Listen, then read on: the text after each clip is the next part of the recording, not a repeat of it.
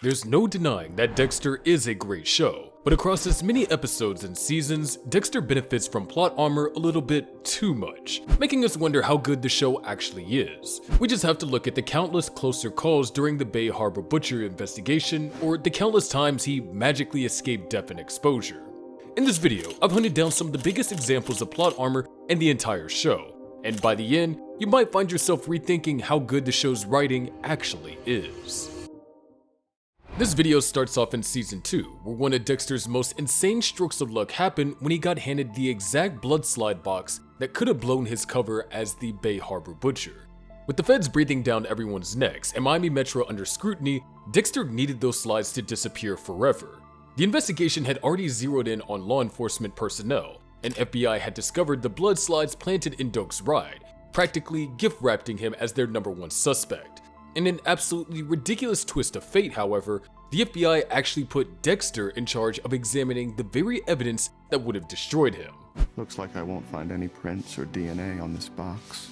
I can chalk it up to how careful Dokes is. With the smoking gun literally in his possession, he casually wiped away every fingerprint and piece of DNA that tied him to his crimes. If literally any other forensic analyst had gotten their hand on that box, they would have instantly connected Dexter to the Bay Harbor Butcher murders through his prints. This ranks as one of the most ridiculous examples in Season 2 for me, but trust me, it gets even crazier, so definitely keep watching. The next big incident in this video was when James Dokes finally trapped him in the Everglades, catching him red-handed with the butchered remains of his latest kill. Jesus Christ, Morgan. Jesus Christ, you're the Bay Harbor Butcher. Dokes had his gun drawn and Dexter cornered. There was no way out. After weeks of chasing him down, he finally had the proof, and Dexter knew it. This was it.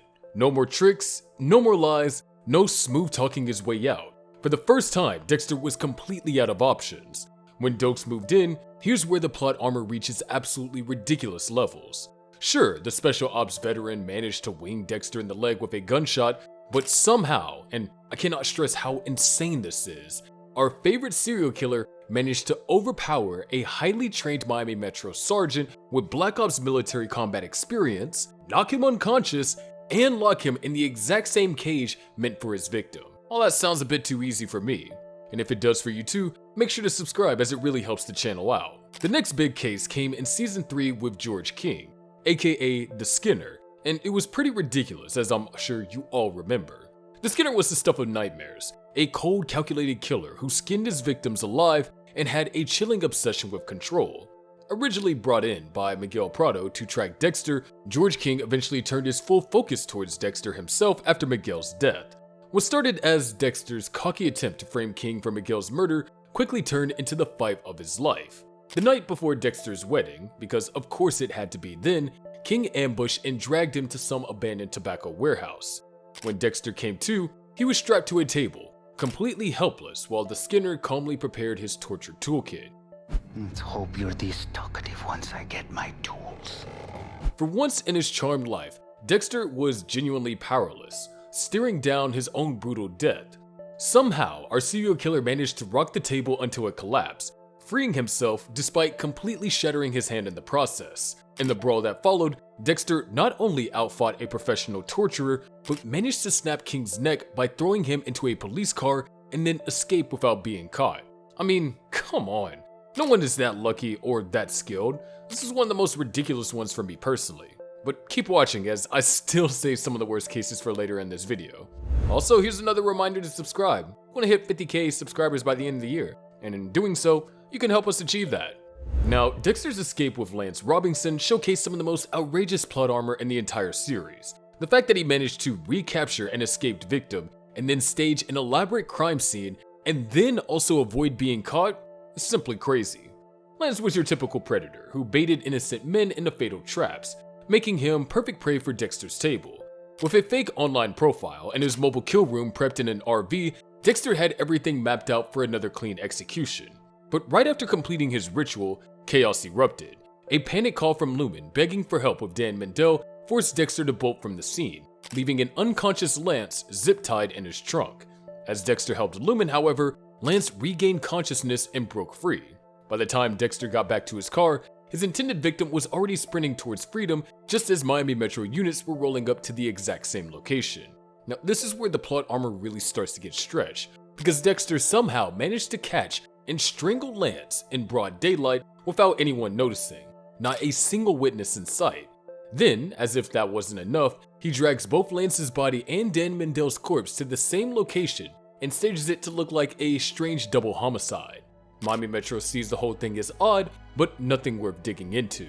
The fact that he pulls this off without being seen by police, civilians, or caught on any security cameras feels less like cleverness and more like a case of the story bending reality to protect its main character. But that wasn't even the worst incident in Season 5, as I'm sure you all remember. One of the most outrageous examples came at the end of Season 5, when not one, but two improbable events saved Dexter from certain death and total exposure. It starts with Jordan Chase, the manipulative leader of the Barrel Girl Gang, and Dexter's most dangerous adversary that season. As Dexter closed in on him, Jordan struck first, ambushing him at the River Jordan camp. There, Lumen was already tied up and beaten, and Dexter quickly found himself disarmed, bound, and shoved down a flight of stairs at gunpoint. With Dexter's own kill tools laid out before him, Jordan taunted him, mocking the irony of using his own methods against him, and prepared to land the final blow. But at the last second, Dexter managed to retrieve a knife he had hidden in his tool roll, and in a burst of desperation, he stabbed Jordan in the foot and turned the tables. What should have been a guaranteed execution became yet another miraculous escape. Lumen, seizing the moment, delivered the fatal blow to Jordan's heart. It was framed as poetic justice, but realistically, it was a razor-thin dodge of death that only worked because everything fell perfectly into place. Yet even that wasn't the most unbelievable part of the finale. Shortly after Jordan's death, Deb, Dexter's sister, arrived at the scene, having followed the trail of the vigilantes responsible for the Barrel Girl Gang murders. She found the fresh body of Jordan Chase and cornered two shadowy figures standing behind a plastic curtain. Figures who, unknown to her, were Dexter and Lumen, still blood-soaked from the kill. She had her gun drawn, her instincts on high alert, and she was just one step away from uncovering her brother's deepest secret. Yet in an act completely out of character, she decided not to look behind the tarp and let them go. I know Deb found out almost exactly a season later, but in my opinion, we should have seen the dynamic of Deb knowing Dexter is a serial killer for more than just 2 seasons. But what do you think? Let me know in the comments. Travis Marshall's attempt to kill Dexter in his so-called Lake of Fire, and Dexter somehow surviving, is arguably the biggest example in this entire video. The Doomsday Killer had completely lost his grip on reality, convinced that Dexter was the beast from his twisted apocalyptic fantasies. Travis's grand finale involved dragging an unconscious Dexter out to the middle of Miami's waters, strapping him to a gasoline-soaked life raft, and lighting the whole thing up like a birthday cake. This was how it was always meant to be. I will wait on a pillar of light for God's return, and you'll burn in eternal hellfire. So Dexter's tied up on a raft that's literally on fire, completely out of it, no way to escape, and just seconds away from being burned alive. But somehow he manages to roll off and dive into the ocean at the last possible second, which, okay, sure, let's go with that. But then it gets even crazier. Now he's stranded in the middle of the Atlantic, no raft, no gear, just floating there half dead. Then out of nowhere, a boat full of migrants just magically show up at the exact right time in the exact right spot and pull him out of the water like some divine rescue mission. The chances of that actually happening? Basically zero. Only a main character like Dexter could get that lucky. Just 3 episodes later, Isaac delivered one of the most laughably convenient examples of Dexter's life that was saved by the most ridiculous stroke of luck, accidentally dropping his keys at the perfect moment. On this particular morning, Dexter had rolled up to Sadie's Donuts like any other day, planning to grab his usual coffee and pastries for Deb. The cozy little shop was packed with innocent customers, completely oblivious to what was about to go down. Isaac had been patiently waiting in his car, gun ready with a perfect shot lined up on his target. But here's where the plot armor reaches absolutely comical levels. Just as Isaac squeezed the trigger, Dexter got distracted by a phone call and dropped his keys, bending down to pick them up at the exact split second the bullet would have blown his head clean off. Something as simple as dropping your keys? That's what saved Dexter's life. He bends down to pick them up, and right then, Isaac fires a shot that shatters the window exactly where his head was a second earlier. Then Isaac fires again, and people start screaming and diving for cover, and somehow Dexter manages to crawl away and survive. The timing is just ridiculous. Like, what are the odds? Only a main character could accidentally dodge a pro hitman's bullet just by fumbling his keys at the exact right moment. The wildest moment in Season 8 had to be when Dexter managed to drug and kidnap Zach Hamilton, a murder suspect, right under Quinn's nose. Somehow, he pulled it off without anyone noticing. No questions asked, no consequences. The timing, the setup, the execution, it all goes off way too smoothly for something that risky. Zach had been on Dexter's radar for weeks, constantly showing up at crime scenes with his camera like some twisted paparazzi. After finding solid proof that Zach had butchered Norma Rivera, Dexter decided it was time to add him to his kill list before the kid could strike again. And this is where things got messy. Quinn had also started tailing Zach on his own, which meant that Dexter was trying to make his move while another cop was secretly watching the same target. While staking out Zach near the Cypress Harbor Yacht Club, Dexter noticed Quinn watching from the Bay Terrace restaurant. With almost no time to think, Dexter made a desperate move. He called Jamie and asked her to invite Quinn over, banking on the idea that he ditched the stakeout for a date. And somehow, that actually worked. Quinn left just as Zach was getting out of his car, giving Dexter the opening to hit him with M99 and drag him away. But just when he thought that he was in the clear, Quinn's car came rolling back at the worst possible moment, catching Dexter right in the middle of the job. Hey, I know what you're doing. Quinn. You playing detective? Watching Zach? Yeah, you caught me. I'm going to see Jamie. Keep an eye on Zach. The fact that Dexter managed to casually lean against a building hiding an unconscious murder suspect while having a normal conversation with Quinn defies all logic. Any competent detective would immediately notice that something was off, but somehow Quinn just drove away none the wiser. This moment is a key bit of evidence in my theory that Quinn knew that Dexter was a serial killer, which you should check out by the way. It's either terrible or amazing writing, depending on what you think of Quinn. Anyway, moving on, we have the end of Dexter New Blood, which I thought was very good by the way. Dexter's murder of Sergeant Logan was his most morally bankrupt kill, but killing him and then surviving the encounter and then escaping custody was ridiculous. Logan was everything Dexter pretended to be, a genuinely good man who coached wrestling at Iron Lake High School and served his community as a police sergeant. When Angela Bishop finally connected Dexter to both Matt Caldwell's murder and the Bay Harbor Butcher case, Logan found himself guarding the most dangerous serial killer in the series, completely unaware of the monster sitting behind bars. With Angel Batista flying in from Miami with damning evidence and Angela's investigation closing in fast, Dexter realized his carefully constructed life as Jim Lindsay was crumbling.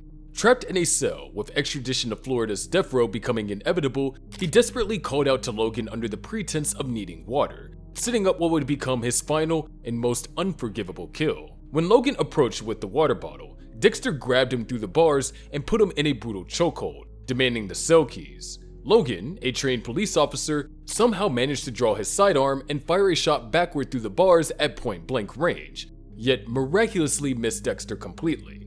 In the struggle that followed, Dexter snapped Logan's neck with one swift motion, killing an innocent man who had shown nothing but kindness to his son Harrison.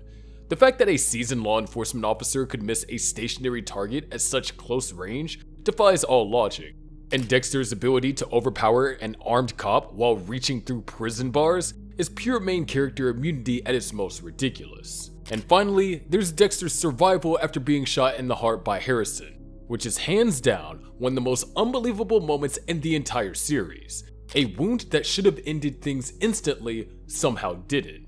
In the final episode of New Blood, Harrison finally confronts Dexter about the innocent people who died because of him, especially Sergeant Logan. They're standing out in the snowy woods of Iron Lake, and Harrison's had enough.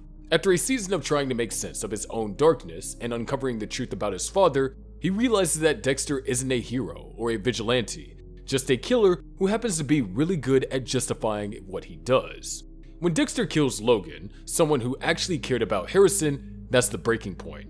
Harrison raises the rifle and fires a shot straight into Dexter's chest. Not a graze, not a flesh wound, a direct hit. Dexter drops to the ground, bleeding heavily, and realistically, that should have been the end right there. A shot like that would have killed most people within minutes. But somehow, Dexter doesn't die right away. He hangs on long enough to have a final heart-to-heart with his son, gives his blessing, and then finally appears to slip away. The idea is that the freezing cold somehow slowed his heart rate just enough to keep him alive a little longer, but I don't know. Most people don't survive being shot in the heart with a shotgun. Now if you enjoyed the video, make sure to subscribe. and I'll see you in the next video about every Dexter villain who deserved to live.